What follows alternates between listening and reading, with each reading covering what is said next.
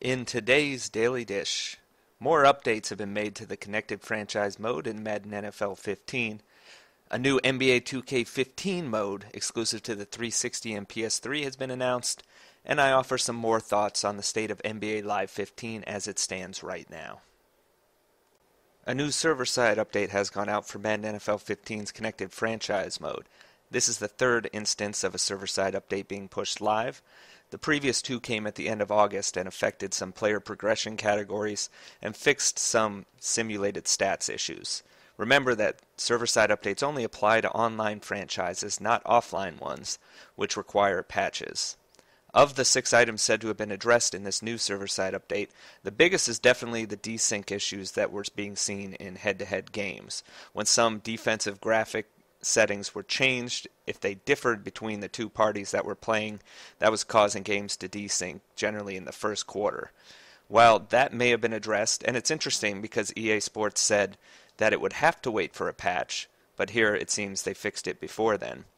There are some other problems with online games, like network timeouts, that have been seen recently.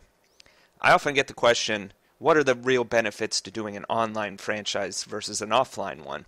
And this is one of the big ones. You get these server-side updates immediately. If you're playing the offline way, you're not going to get those until a patch, which can take weeks or months to materialize. Another advantage is you get the website. You get the connection into the website where you can check stats, standings. You can actually make some transactions and advance the league week that way. And also, if you have friends that might want to jump in and out at some time, you have the ability to bring them in or leave at their convenience. The downside is if the servers go out and you can't play during a game, it's not going to count. Or you won't even be able to play at all. That's been pretty rare over the years, though. For all I've played, I can only count on one hand the number of times it's happened to me. So I generally would recommend playing online if that's a possibility, even if it's just a solo franchise.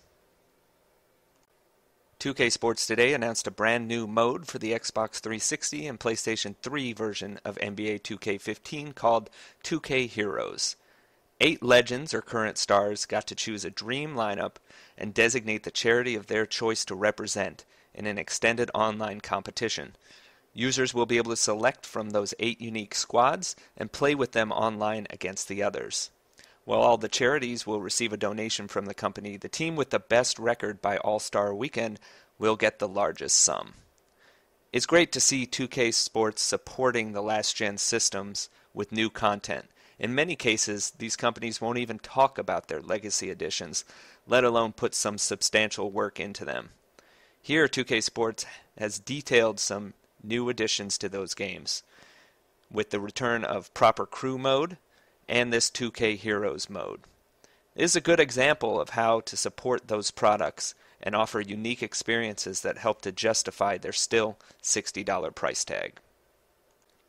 Many have asked me to chime in more on NBA Live 15, given that it was just delayed to the end of October. A few short clips went out, and it had a limited appearance at the GameStop Expo this week, where it was only shown to GameStop managers but not the public.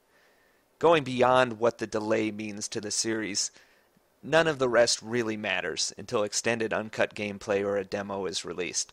I've hesitated even to talk about the game because it's just not relevant at this stage. EA alienated any remaining live fans last year, and they've done nothing to demonstrate things are going to be different this year. In fact, it's just the same old cycle that the past releases and cancellations went through. It's been all talk and none of the backing it up. If they still haven't learned from those experiences, there's little reason to think the game will be dramatically better, especially since the delay and the first brief glimpses of footage are more evidence that it won't be. Until EA shows otherwise, it's really not worth talking about further.